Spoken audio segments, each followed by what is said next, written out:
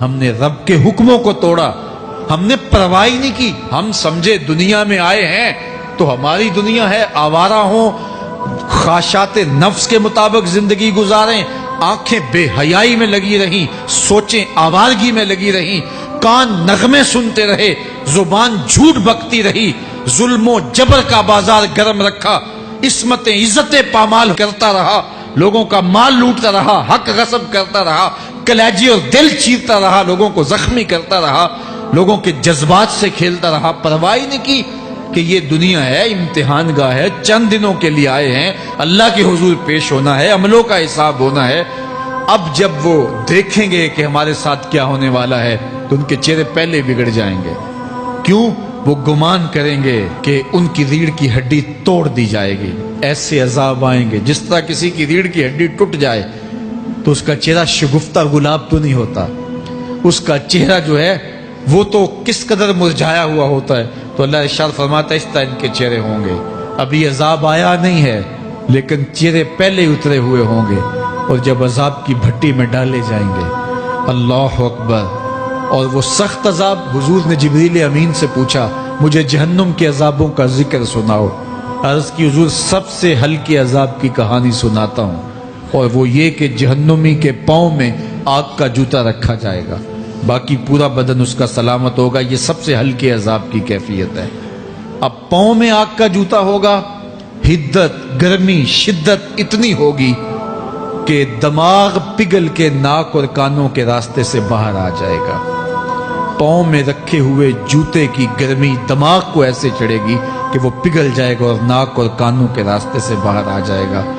تو اللہ کے عذاب کے خوف سے چہرے بگڑ جائیں گے، حالت سلامت نہیں رہے گی۔ یہ بات ذہن میں رکھیں کہ اللہ جس کو جہنم میں ڈالے گا اس کو اس صورت میں نہیں ڈالے گا، یہ محمدی صورت ہے، یہ شکل اس کی چھین لی جائے گی اور اس کی شکل بڑی کر دی جائے گی۔ اس کا ایک ایک دانت احد پہاڑ جتنا ہوگا۔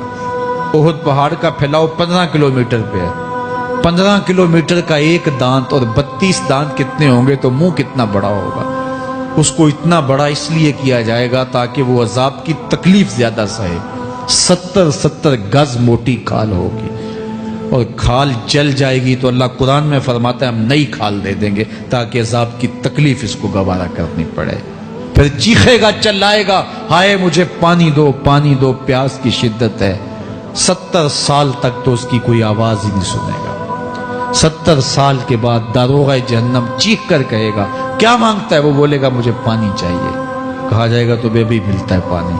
پھر داروغہ جہنم اسے پانی دے گا، کوکا کولا کی بوتل دے گا یا پیپسی تھما دے گا یا منرل واٹر کی بوتل دے گا؟ نہیں، قرآن بتاتا ہے اسے مائے حمیم دیا جائے گا، کھولتا ہوا پانی، اور وہ اتنا گرم ہوگا جب پینے کے لیے چہرے کے قریب کرے گا اس سے اٹھتی ہوئی بھاپ کی وجہ سے چہرے کی کھال ادڑ کے اس کے اندر گر پڑے گی، لیکن اس کے باوجود اس کو پینا پڑے گا۔ اللہ فرماتا ہے یہ دنیا ہی سب کچھ نہیں ہے، سمجھ لیا یہی سب کچھ ہے، آخرت کو بھول گئے، صبح اٹھے کام پہ چلے گئے، شام آئے آوارگی میں چلے گئے، صدائیں آتی رہی حی علی الصلاح حی علی الفلاح، کوئی پرواہ نہیں کی، نہ پیشانیوں نے سجدے کیے، نہ سوچوں میں پاکیزگی آئی، زندگی یوں گزار کے چلے گئے۔ ایسے نہیں، کہا ایک وہ ہوں گے جن کے چہرے شگفتہ گلاب ہوں گے، ایک وہ ہوں گے جن کے چہرے بگڑے ہوئے ہوں گے۔ اللہ اکبر، کلا اذا بلغت التراقی، یہ تو قیامت کا منظر ہے نا، قیامت سے قبل بھی ایک منظر ہے، اللہ اس منظر کو بھی بیان کر رہا ہے، کلا اذا بلغت التراقی، ہاں جب جان گلے کو پہنچ جائے گی۔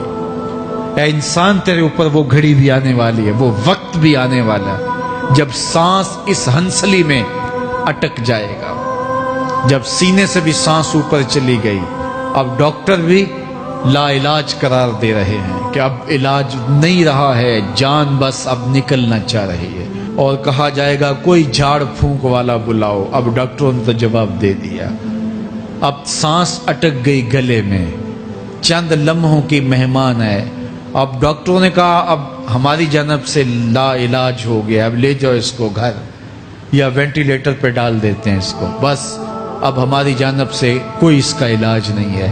اب گھر والے روتے ہیں، کہتے ہیں کوئی جھاڑ پھونک والا لاؤ، کوئی دم والا لاؤ، شاید وہ کوئی دم کرے تو اس کی جان میں جان آ جائے۔ ڈاکٹروں نے تو لا علاج قرار دے دیا۔ وَظَنَّ عَنَّهُ الْفِرَاقُ، اللہ فرماتا ہے یہ تو جھاڑ پھونک والے کو ڈھونڈ رہے ہیں، لیکن جس کی سانس یہاں اٹکی ہے وہ سمجھ گیا ہے اب موت آ گئی ہے، اس کو یقین ہو گیا ہے کہ اب موت کے لمحے آ گئے ہیں، اب میں بچ نہیں پاؤں گا، اب آنکھیں تاڑے لگی ہوئی ہیں۔ وَالْتَفَّتِ السَّاقُ بِالسَّاقِ، پنڈلی پہ پنڈلی چڑھ رہی ہے۔ جب موت آ جاتی ہے تو پھر پنڈلی سے پنڈلی لپٹ جاتی ہے، اس کو پھر جدا کرتے ہیں اور جدا کر کے دونوں انگوٹھے باندھ دیتے ہیں تاکہ پنڈلی کے اوپر پنڈلی نہ چڑھے۔ اللہ وہ منظر بیان کرتا ہے، صاحب یہ وقت آنے والا ہے جب دونوں انگوٹھے باندھ دیے جائیں گے، جب ناک میں روئی ٹھونس دی جائے گی، جب چٹے لباس میں کفن دیا جائے گا، جب غسال کے سامنے بے بس پڑے ہوں گے، وہ چاہے یہ بازو اٹھائے چاہے یہ بازو اٹھائے، گرم پانی ڈالے یا سرد پانی ڈالے، جب بس پڑے ہوئے ہوں گے جو ہے وہ غسل دینے والوں کے، اور ناک میں روئی ہوگی اور دونوں انگوٹھے آپس میں بندھے ہوں گے۔ یہ محل، یہ ماڑی، یہ کوٹھیاں، یہ بنگلے جس کو سویر شام لگ کے حلال حرام کی تمیز کیے بغیر بنایا تھا، غوث اعظم رضی اللہ تعالیٰ عنہ بولے مکان بنا رہا ہے، بسیں گے اور حساب تو جا کے دے گا، اور یہ تو ایک رات بھی تجھے اس گھر کے اندر نہیں رکھیں گے کہ چلو ایک رات مہمان رکھ لیں۔ کہتے ہیں نہیں نہیں، مہمانوں نے بھی جانا ہے تو جلدی کرو، اس کو سپرد کراؤ، وہ تو تیرا لباس بھی پھاڑ کے اتاریں گے، خود غسل دینے کے لیے تیار بھی نہیں ہے، تجھ سے خوف آنے لگا ہے۔ جاندی واری ڈرونا بنے ہوتے، ہاتھ نہ لاندے ڈر دے، جنہ لئی تو پاپ کمائے اج کتھے نہیں تیرے کر دے۔ آج تو وہ تیرے ساتھ تجھے غسل دینے کے لیے آمادہ نہیں ہے۔ وَالْتَفَّتِ السَّاقُ بِالسَّاقِ، جب پنڈلی پہ پنڈلی چڑھنے لگ جائے گی، إِلَىٰ رَبِّكَ يَوْمَئِذٍ الْمَسَاقُ، اس دن تیرے رب کی طرف ہی لوٹ کے جانا ہے۔ فَلَا صَدَّقَ وَلَا صَلَّىٰ، اس نے نہ تو سچ مانا اور نہ نماز پڑھی، وَلَٰكِنْ كَذَّبَ وَتَوَلَّىٰ، ہاں جھٹلایا اور منہ پھیر کے چل پڑا۔ ثُمَّ ذَهَبَ إِلَىٰ أَهْلِهِ يَتَمَطَّىٰ، پھر اپنے گھر کو اکڑتا ہوا چلا۔ اولا لک فاولا ثم اولا لک فاولا، تیری خرابی آ پہنچی، ہاں تیری خرابی آ پہنچی۔ ایحسب الانسان ان یترک سدی، انسان دنیا میں یہ گمان کرتا ہے اس کو سدا چھوڑ دیا جائے گا۔ سدا عربی میں ایسے اونٹ کو کہتے ہیں جس کی مہار کسی کے ہاتھ میں نہ ہو، شترے بے مہار، جہاں مرضی جس گھاٹ سے چاہے پانی پیے، جہاں سے مرضی چارہ لے، تو شترے بے مہار کو کہتے ہیں سدا۔ تو یہ انسان بھی گمان کرتا ہے کہ میں بھی سدا ہوں، مجھے کوئی کیوں پوچھے، میرے جذبات پہ کوئی کیوں قدغن لگائے، مجھے کیوں روکے کوئی۔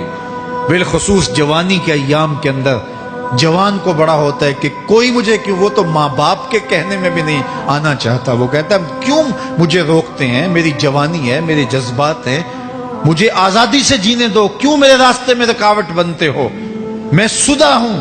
اللہ فرماتا ہے نہیں، ایک اونٹ تو سدا ہو سکتا ہے، جس کو میں نے اشرف المخلوقات بنایا ہے اس کو تو سدا نہیں چھوڑوں گا، اس کو تو پابند بناؤں گا حکام کا۔ اب وہ کہتا ہے کہ نہیں نہیں، یہ کیسے دوبارہ اٹھائے جائیں گے؟ اب دوبارہ وہی بات پھر آ گئی، الم یک نطفۃ من منی یمنا، اللہ فرماتا ہے ایک بوند تھی نا، پانی کا ایک قطرہ تھا جو رحم مادر میں رکھا گیا، ثم کان علقہ، پھر وہ پانی کا قطرہ لوتھڑا بنا، فخلق فسوی، پھر اللہ نے اسے پیدا فرمایا اور پھر ٹھیک ہموار کیا، فجعل منہ الزوجین الذکر والانثی، پھر اس سے وہ جوڑ بنائے، کوئی مرد بنایا کوئی عورت بنائی۔ کہا اب غور کر، اب تیری آنکھیں دیکھتی ہیں، بجلیاں چمکتی ہیں، تیری زبان کا طوطی بولتا ہے، لوگ اشش کرتے ہیں تیری گفتگو پہ، تیری گفتار پہ صدقے جاتے ہیں، تیرے لہجے کے جمال کو دیکھتے ہیں، تیرے سینے کا زور، تیرے پنجوں کی طاقت، تیری دماغ کی تیزیاں اور تیری سوچوں کے اجالے، تیری زوردار ٹانگیں، تیرے کڑیل بازو اور تیری چوڑی چھاتی اور تیرے گلاب کی پتیوں جیسے ہونٹ، اے انسان یہ سب کچھ کہاں تراشا گیا؟ ماں کے رحم میں، اس تاریکی میں جو 3 پردوں میں تھی، تیرا سر تیرے گھٹنوں میں تھا، اور تیرے رب نے وہاں تیرے اندر نسوانیت یا رجولیت کی صلاحیتیں پیدا کی، تیری آنکھوں میں چمک پیدا کی، تیرے کانوں میں نغمے بکھیرے، تیری زبان کے پٹھوں پہ قوت ذائقہ رکھی، تجھے بولنے کی صلاحیت دی، تیرے پنجوں میں زور رکھا۔ آج تو مفتی شہر ہے، آج تو علامۃ الدہر ہے، آج تو قاضی القضات ہے، آج تو منسٹر ہے، آج تو وزیر اعظم ہے، آج تو پہلوان ہے، آج تو شہزادہ ہے، آج تو بادشاہ ہے، آج تو زوراور ہے، آج تیری طاقت کے کیا کہنے؟ آج شیروں کو تو نچا لیتا ہے، ہاتھیوں کو تو بٹھا لیتا ہے، آج تو بڑا زوراور گھڑ سوار ہے، آج تیری طاقت کے کیا کہنے؟ تو کشتی کرتا ہے، زمانہ دیکھنے آتا ہے، آج تیری طاقت کے شوہرے ہیں، تیری عظمت کے تنتنے ہیں، لیکن انسان تو ایک ناپاک قطرہ تھا اور رحم مادر میں تھا۔ تیرے اندر یہ رنگ کس نے بھرے؟ تیرے کانوں میں نغمے کس نے رکھے؟ تجھے دماغ کی قوتیں کس نے دی؟ زبان کو بولنا کس نے سکھایا؟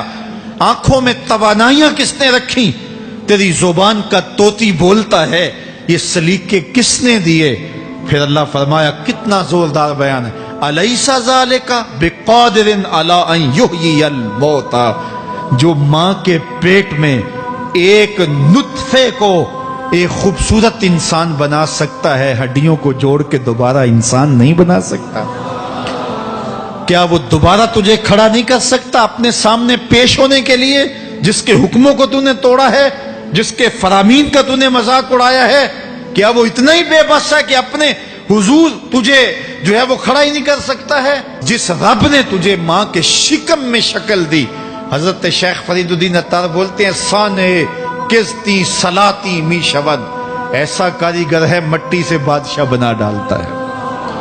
اس نے مٹی سے دارا و سکندر بنائے، اس نے مٹی سے جو ہے وہ رستم و سہراب بنائے، اس نے مٹی سے کیا کیا بنا دیا جو مٹی سے بادشاہ بنا سکتا ہے، جو نطفہ رحم مادر سے جو ہے وہ شکل اور صورت اور رنگ اور جمال بنا دیتا ہے۔ تیری صورت نکھرتی ہے، تیرے ہونٹ گلابی ہیں اور تیری نرگسی آنکھیں ہیں، تیرے ریشمی بال ہیں اور تیری خوبصورت رنگت ہے، تو چال چلتا ہے تو لگتا ہے قیامت چل رہی ہے، تیرا قد رانا جو ہے وہ صنوبر کو شرماتا ہے، تیری گفتار کے تنتنے ہیں۔ جس نے اتنی خوبصورت شکل ماں کے رحم میں بنائی، کیا وہ ہڈیوں کو جوڑ کے دوبارہ انسان نہیں بنا سکتا؟ وہ دوبارہ انسان بنائے گا اور پھر تجھے اپنے حضور کھڑا کرے گا۔ اور ایک حدیث میں آتا ہے، اللہ بندے کو اپنے حضور کھڑا کرنے کے بعد اپنے سامنے سے ہٹنے نہیں دے گا جب تک 5 سوال نہیں پوچھ لے گا۔ ان عمرہ ہی فیما افنا ہو، اس کی عمر کے بارے میں پوچھے گا، کہاں ضائع کی؟ میں نے تجھے زندگی دی، 60 سال 70 سال 40 سال 50 سال، اس زندگی کو کہاں گزار کے آیا ہے؟ ان شباب ہی فیما ابلا ہو، اس کی جوانی کے بارے میں پوچھا جائے گا، جوانی کہاں گزار کے آیا ہے؟ مجنوں تو نہیں بنا رہا، خواہشات کا اسیر تو نہیں ہو گیا، دیوانوں کی طرح زندگی تو نہیں گزار کے آ گیا؟ تیری جوانی کسی چوک میں تو نہیں گزری، تیری جوانی آوارگی میں تو نہیں گزری، ساری رات سوشل میڈیا کے اوپر گندگی اور غلاظتیں تو نہیں دیکھتا رہا؟ تیری زندگی گزری کہاں ہے؟ تیری جوانی گزری کہاں ہے؟ اگر کوئی جواب نہ ہوا تو پھر کیا جواب دے گا؟ اور وہ کتنا خوش نصیب ہوگا جو کہے گا، مالک میری جوانی سجدوں میں گزری، میری جوانی قیام میں گزری، میری جوانی رکوع میں گزری۔ میرے حضور فرماتے ہیں، سبعۃ یظلھم اللہ فی ظلہ یوم لا ظل الا ظلہ، 7 اشخاص ایسے ہیں قیامت کے دن جب کوئی سایہ نہیں ہوگا، اللہ ان 7 کو اپنے عرش کا سایہ دے گا۔ ان میں سے دوسرا شخص میرے حضور نے بیان فرمایا، وشاب نشأ فی عبادت اللہ، وہ جوان جس کی جوانی اللہ کی عبادت میں گزری۔ جوانوں، اپنی زندگی کو مالک کی دہلیز پہ لے آؤ۔ جوانی وہی ہے جو مالک کی چوکھٹ پہ گزرے۔ اپنے دل کا تعلق جوڑو، عشق کرنا ہے تو پھر آمنہ کے لال سے کرو۔ محبت کا رشتہ ان سے جوڑو، تعلق کا ربط ان سے قائم کرو، جوانی کو دین کی راہ پہ ڈالو۔ اللہ اکبر۔ سنو میرے حضور کا فرمان، انا حبیب اللہ، میں اللہ کا حبیب ہوں۔ پھر فرمایا الشاب التائب حبیب اللہ، جو جوان جوانی میں توبہ کرے وہ بھی اللہ کا حبیب ہے۔ آؤ اللہ کے حبیب بن جاؤ، اللہ کے حبیب بن جاؤ، اللہ کے حبیب بن جاؤ، اللہ کے محبوب بن جاؤ۔ ہم نے رب